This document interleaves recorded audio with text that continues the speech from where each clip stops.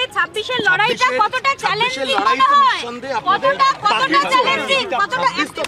আরে যিনি সভাপতি হবেন, সভাপতি হবার পরে তিনি প্রেস কনফারেন্স করবেন, তখন জিজ্ঞেস করে নেবেন, আমাকে জিজ্ঞেস করছেন। সকালে তো চর্চাতেই থাকে, তারপর তো কিছু হয় না। নামটা শুধু চর্চাতেই থাকে, আসলে তো কিছু হয় না। শ্রমিক ভট্টাচার্যের এমন মন্তব্যে কি কোথাও ক্ষোভ ঝরে পড়ছে, কোথাও কি অভিমান ঝরে পড়ছে যে এবারও হয়তো শ্রমিক ভট্টাচার্যর নাম নিয়ে চর্চা হচ্ছে, দিনের শেষে হয়তো দেখা যাবে যে অন্য কাউকে রাজ্য বিজেপির সভাপতির পদ দিয়ে দেওয়া হয়েছে? এমনটাই কি বলতে চাইলেন শ্রমিক ভট্টাচার্য? তবে বন্ধুরা বুঝতেই পারছেন হয়তো এবার তেমন সম্ভাবনা নেই।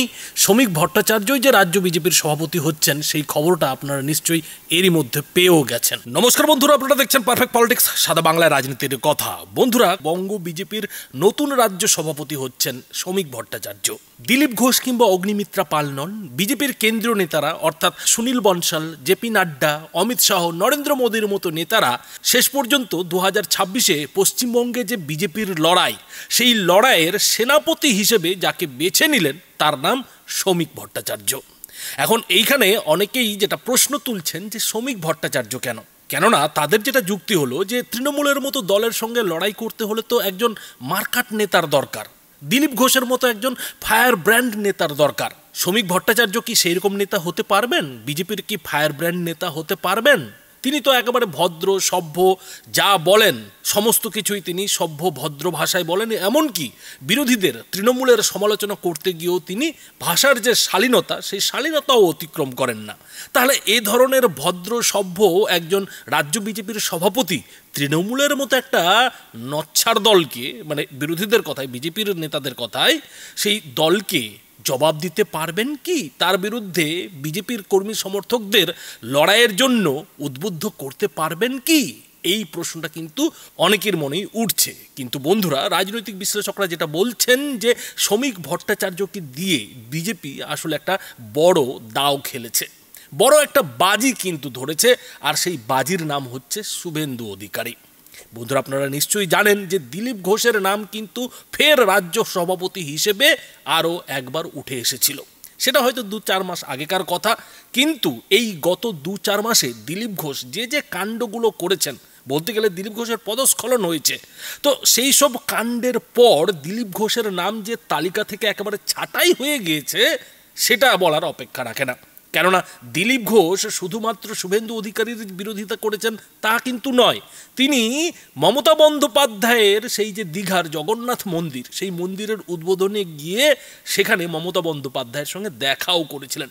আর জানিয়ে কিন্তু নতুন করে শুভেন্দু অধিকারীর সঙ্গে দিলীপ ঘোষের যে মতের পার্থক্য, সেই মত পার্থক্যটা কিন্তু প্রকাশ্যে চলে এসেছিল। আর সেই সময়ই কিন্তু কোথাও যেন একটা পরিষ্কার হয়ে গিয়েছিল যে আর কেউ বিজেপির রাজ্য সভাপতি হোক না হোক, দিলীপ ঘোষ যে হচ্ছেন না সেটা পরিষ্কার। কেননা হাজার হোক, শুভেন্দু অধিকারী তো বিরোধী দলনেতা, এবং তিনি এমন বিরোধী দলনেতা যে বিরোধী দলনেতার প্রশংসায় পঞ্চমুখ হচ্ছেন কে? মোদির ডান হাত বলে পরিচিত অমিত শাহ। আর অমিত শাহের পছন্দের নেতা মানেই মোদিরও পছন্দের নেতা। ফলে শুভেন্দু অধিকারীকে টেক্কা দিয়ে কেউ বিজেপির রাজ্য সভাপতি হবেন, এটা কখনোই সম্ভব ছিল না। আর এখানেই কিন্তু অগ্নিমিত্রা পালের নামটা উঠে এসেছিল যে হয়তো অগ্নিমিত্রা পাল এবার রাজ্য বিজেপির সভাপতি হতে পারেন। অগ্নিমিত্রা পালের পাশাপাশি আরও কয়েকজনের নামও ছিল, এমনকি সুকান্ত মজুমদারের নামও কিন্তু নতুন করে রাজ্য বিজেপির সভাপতির তালিকায় ছিল। এবং সুকান্ত মজুমদার গত 1-2 মাসে যে ধরনের পারফরমেন্স দেখিয়েছেন, যেভাবে তিনি পথে নেমে তৃণমূলের বিরুদ্ধে লড়াই করেছেন, বাধাপ্রাপ্ত হওয়ার পরেও বারবার তিনি চ্যালেঞ্জ ছুড়ে দিয়েছেন, বারবার তিনি পুলিশের হাতে আটক হয়েছেন, তাতে অনেকেই যেটা মনে করেছিলেন যে হয়তো শুভেন্দু এবং সুকান্ত জুটিকে সামনে রেখেই বিজেপি 2026-এর বিধানসভা ভোটে লড়াইয়ে নামতে চলেছে। একদিকে শুভেন্দু অধিকারী লড়ছেন, অন্যদিকে সুকান্ত মজুমদার লড়ছেন, আর দুজনেই একবারে রীতিমতো ফায়ার ব্র্যান্ড নেতার মতো কাজ করছেন। এটা তো বিজেপির জন্য খুবই একটা ভালো জুটি ছিল, কিন্তু সেই জুটিতেও শেষ পর্যন্ত শিলমোহর লাগলো না। এখন সুকান্ত মজুমদারকে কেন ফের রাজ্য বিজেপির সভাপতি করা হলো না, সেটা নিয়ে একটা প্রশ্ন রয়েছে। আর সেই প্রশ্নের উত্তরে রাজনৈতিক বিশ্লেষকরা এটাও বলছেন যে সুকান্ত মজুমদার শেষ কয়েক মাস ভালো পারফরমেন্স করেছেন ঠিকই, তিনি নিজেকে ভেঙে নতুন ফায়ার ব্র্যান্ড নেতা হিসেবে বিজেপিতে প্রতিষ্ঠিত করার চেষ্টা করেছেন ঠিকই, কিন্তু সুকান্ত মজুমদার যেভাবে একদিকে কেন্দ্রীয় মন্ত্রী হয়ে বসে রয়েছেন, তার পাশাপাশি যেভাবে সুকান্ত মজুমদারের রাজ্য সভাপতি হিসেবে 1 বছর মেয়াদ পেরিয়ে গিয়েছিল, তাতে সুকান্ত মজুমদারকে চাইলেও বিজেপি রাজ্য সভাপতির পদে রাখতে পারতো না। কেননা বিজেপির যে সংবিধান, সেই সংবিধানে কিন্তু এক ব্যক্তি এক পদের কথা বলা হয়েছে।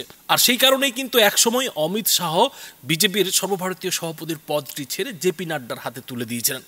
তো এই যে এক পদ এক নীতি, সেই নীতি অনুযায়ী কিন্তু সুকান্ত মজুমদার ফের রাজ্য বিজেপির সভাপতি হতে পারতেন না। তাছাড়া তাকে যখন কেন্দ্রীয় মন্ত্রী করা হয়েছিল, তখনই বোঝা গিয়েছিল যে সুকান্ত মজুমদারও কিন্তু রাজ্য বিজেপির সভাপতির লড়াইয়ে নেই, কম্পিটিশনে কিন্তু নেই। তবে সুকান্ত মজুমদারের তরফ থেকে একটা চেষ্টা করা হয়েছিল, সে বিষয়ে কোনো সন্দেহ নেই। শেষ কয়েক মাস যেভাবে তিনি তৃণমূলের বিরুদ্ধে তেড়ে ফুঁড়ে নেমেছিলেন, তাতে একটা অন্তত আশা ছিল যে হয়তো 2026-এর বিধানসভা ভোট পর্যন্ত সুকান্ত মজুমদারকেই রাজ্য বিজেপির সভাপতি পদে রেখে দিলেও রেখে দেওয়া হতে পারে, যেহেতু শুভেন্দু অধিকারীর সঙ্গে জুটি তৈরি করে সুকান্ত মজুমদার একেবারে লড়তে শুরু করেছিলেন। কিন্তু না, কেন্দ্রীয় বিজেপিতে কিন্তু অন্য খেলা হয়ে গেছে। আর সেই খেলাটা হচ্ছে বিজেপি বনাম আরএসএস এর খেলা।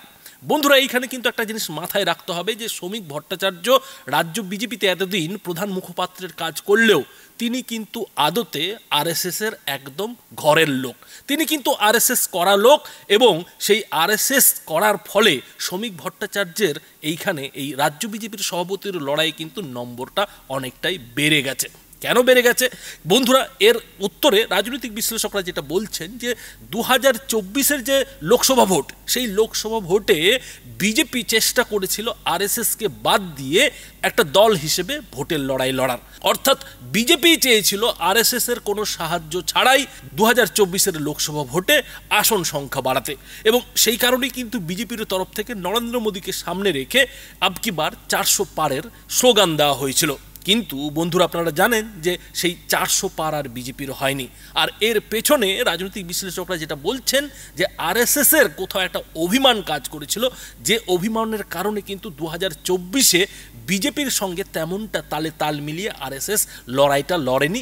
আরএসএস কিন্তু বিজেপিকে ভোটের যুদ্ধে তেমন সাহায্য করেনি, কিন্তু সেই লড়াই শেষ পর্যন্ত মিটে গেছে বলেই খবর, এবং মিটে যাওয়ার ফলেই কিন্তু বিজেপি হরিয়ানা এবং মহারাষ্ট্রের মতো রাজ্যে ফের ভালো মতো আসনে জয়ী হয়ে কিন্তু ক্ষমতা দখল করেছে। তো এই যে আরএসএস এর বিজেপিতে একটা ভূমিকা, সেই ভূমিকাটা পশ্চিমবঙ্গেও যে থাকবে সে বিষয়ে কোনো সন্দেহ নেই। আর ঠিক এখানেই কিন্তু কোথাও যেন শ্রমিক ভট্টাচার্যর থেকে ভালো প্রার্থী আরএসএস এর জন্য, বিজেপির জন্য এই রাজ্য সভাপতির পদে অন্তত পশ্চিমবঙ্গে কেউ ছিল না বলে মনে করছেন রাজনৈতিক বিশ্লেষকরা। কেননা এই শ্রমিক ভট্টাচার্য এমন একজন লোক যার সঙ্গে সবার সম্পর্ক ভালো, সবার সম্পর্ক রয়েছে, এবং সবাই শ্রমিক ভট্টাচার্যকে সমীহ করে চলে।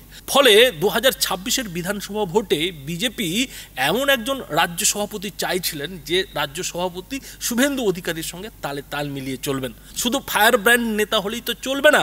2026-এর বিধানসভা ভোটে যদি দিলীপ ঘোষকে সভাপতি করা হতো, তাহলে বন্ধুরা বুঝতেই পারছেন যে বিজেপিতে ফের একটা বড়সড় ফাটল তৈরি হতো। আর সেই ফাটলের একদিকে শুভেন্দু অধিকারীর সমর্থক কিংবা কর্মীরা থাকতেন, অন্যদিকে দিলীপ ঘোষের যারা অনুগামী তারা থাকতেন। সেই যে বিজেপির নতুন বনাম পুরনোদের দ্বন্দ্ব, সেই দ্বন্দ্বই ফের 2026-এ বিজেপির ফল খারাপ করতো, ভোটের রেজাল্ট কিন্তু খারাপ করতো। ফলে এই দিলীপ ঘোষের মতো এমন কোনো নেতা যিনি কিনা শুভেন্দু অধিকারীকে পছন্দ করেন না, কিংবা শুভেন্দু অধিকারীর সঙ্গে একটা কম্পিটিশন রয়েছে, একটা প্রতিযোগিতা রয়েছে, সেরকম নেতা কিন্তু বিজেপি এই রাজ্যে এই মুহূর্তে রাজ্য সভাপতি হিসেবে চাইছিল। 2026-এর বিধানসভা ভোটের আগে কিন্তু চাইছিল না। অন্যদিকে শুভেন্দু অধিকারীর নেতৃত্বেই যে 2026-এর বিধানসভা ভোট বিজেপি লড়তে চলেছে, সেটা কিন্তু অমিত শাহ এর আগে পশ্চিমবঙ্গ সফরে এসে একেবারে স্পষ্ট করে দিয়েছেন। তিনি কিন্তু ইঙ্গিতে বুঝিয়ে দিয়েছেন যে শুভেন্দু অধিকারী এমন নেতা যিনি কিনা মমতা বন্দ্যোপাধ্যায়ের বুকে ভয় ধরাতে পারেন, মমতা বন্দ্যোপাধ্যায়ের বুকে আতঙ্ক ধরাতে পারেন। আর শুভেন্দু অধিকারী যেহেতু গত বিধানসভা নির্বাচনে মমতা বন্দ্যোপাধ্যায়কে লড়াইয়ে হারিয়েছেন, ফলে শুভেন্দু অধিকারীর উপরে বিজেপির কেন্দ্রীয় নেতাদের যে আস্থা থাকবে সে বিষয়ে কোনো সন্দেহ নেই। আর এই সব কারণেই কিন্তু এমন একজন নেতাকে রাজ্য বিজেপির সভাপতি হিসেবে বিজেপির কেন্দ্রীয় নেতারা, মানে অমিত শাহ কিংবা নরেন্দ্র মোদীরা বেছে নিতে চেয়েছিলেন, যিনি কিনা শুভেন্দুর যে লড়াই, সেই লড়াইয়ের সঙ্গে সঙ্গ দেবেন, সেই লড়াইয়ের বিরুদ্ধে রুখে দাঁড়াবেন না। আর এই জায়গায় দাঁড়িয়েই কিন্তু এই দিলীপ ঘোষ কিংবা অগ্নিমিত্রা পালের মতো নেতা নেত্রীদের কিন্তু রাজ্য সভাপতি পদের প্রার্থীর যে তালিকা, সেই তালিকা থেকে কিন্তু নামটা বাদ পড়ে গিয়েছিল এবং শেষ পর্যন্ত সেই জায়গায় কে উঠে এলো শ্রমিক ভট্টাচার্য। কেননা এই শ্রমিক ভট্টাচার্য আরএসএস এর লোক, আরএসএস এর পছন্দের লোক। অন্যদিকে বিজেপির পছন্দের প্রার্থী শুভেন্দু অধিকারীর সঙ্গে তার সম্পর্ক ভালো, ফলে দুয়ে দুয়ে চার করে যেটা দেখা যাচ্ছে যে 2026-এর বিধানসভা ভোটের আগে রাজ্য বিজেপিতে কোনো ধরনের ফাটল যাতে না ধরে, কোনো ধরনের ওই নতুন পুরাতনের লড়াইটা যাতে না হয়, সেটাই কিন্তু বিজেপির কেন্দ্রীয় নেতারা সবার আগে আটকানোর চেষ্টা করেছেন। আর সেই চেষ্টাতে শ্রমিক ভট্টাচার্যই যে উপযুক্ত রাজ্য সভাপতি, সেটা কিন্তু বিজেপি এবং আরএসএস এর তরফ থেকে বুঝিয়ে দেওয়া হয়েছে। অর্থাৎ তার মানে মোদ্দা কথায় যেটা দাঁড়াচ্ছে যে 2026-এর বিধানসভা ভোটে শুভেন্দু অধিকারী যাতে একাই ডবল শক্তিতে কাজ করতে পারেন, সেটার কিন্তু কোথাও যেন একটা ব্যবস্থা করা হয়েছে এই শ্রমিক ভট্টাচার্যকে রাজ্য সভাপতির পদ দিয়ে। অর্থাৎ মমতা বন্দ্যোপাধ্যায় যে শুভেন্দু অধিকারীকে দেখে ভয় পান, কিংবা যে তৃণমূলের শুভেন্দু অধিকারীকে দেখলেই, কথা শুনলেই মাথা খারাপ হয়ে যায়, সেই শুভেন্দু অধিকারীকেই কিন্তু বিজেপি এই শ্রমিক ভট্টাচার্যকে রাজ্য বিজেপির সভাপতির পদ দিয়ে শক্তি বাড়ানোর কিন্তু ব্যবস্থা করেছে। এতদিন শুভেন্দু অধিকারী যে শক্তিতে তৃণমূলের বিরুদ্ধে লড়াই করছিলেন, সেই শক্তিটা কিন্তু দ্বিগুণ করার চেষ্টা করা হয়েছে যে শুভেন্দু অধিকারীর কোনো ধরনের রণকৌশলে যাতে বিজেপির তরফ থেকে, বিজেপির অন্দর থেকে যাতে কোনো ধরনের বাধা না আসে। শুভেন্দু অধিকারী যেটা চাইছেন, যেটা করতে চাইছেন, কিংবা যে রণকৌশলে মমতা বন্দ্যোপাধ্যায় কিংবা তৃণমূলের বিরুদ্ধে লড়তে চাইছেন, সেই রণকৌশল যাতে বাধাহীনভাবে কাজ করতে পারে, তার কিন্তু একটা ব্যবস্থা এই শ্রমিক ভট্টাচার্যকে রাজ্য সভাপতি করে কেন্দ্রীয় বিজেপির নেতারা, মানে মোদি শাহরা ব্যবস্থা করেছেন বলে রাজনৈতিক বিশ্লেষকরা মনে করছেন। আর সেই কারণেই হয়তো এদিন শ্রমিক ভট্টাচার্য যখন তার মনোনয়নপত্র পেশ করতে গেলেন, তখন শ্রমিক ভট্টাচার্যের পাশে শুভেন্দু অধিকারীকে মুচকি হাসতে দেখা গেল। তাকে কিন্তু খুব খুশি খুশি মুখে দেখা গেল। ঠিক তার উল্টো দিকে সুকান্ত মজুমদারও হাসলেন ঠিকই, তার ঠোঁটের কোণেও হাসি দেখা গেল ঠিকই, কিন্তু বন্ধুরা ছবিতে ভালো মতো লক্ষ্য করলেই বুঝতে পারবেন যে সুকান্ত মজুমদার কোথাও যেন জোর করে হাসিটা দিচ্ছেন, জোর করে হাসার চেষ্টা করছেন, মুখে হাসিটা এনেছেন। অন্যদিকে শুভেন্দু অধিকারীর হাসি দেখলেই বুঝতে পারবেন যে এই হাসি কিন্তু কোথাও যেন একটা জয়ের হাসি ফুটে উঠছে। এবং শুভেন্দু অধিকারী এই শ্রমিক ভট্টাচার্য রাজ্য সভাপতি হওয়ার ফলে যে অনেকটাই বিজেপিতে জোর পেয়ে গেলেন, মমতা বন্দ্যোপাধ্যায়ের বিরুদ্ধে লড়ার জন্য একেবারে খালি হাত পেয়ে গেলেন, সেটা কিন্তু অস্বীকার করা যায় না। তবে বন্ধুরা, এই বিষয়ে আপনাদের কি মতামত? আপনাদের মতামত অবশ্যই এই ভিডিওটির নিচে কমেন্ট বক্সে লিখে জানাবেন। ধন্যবাদ।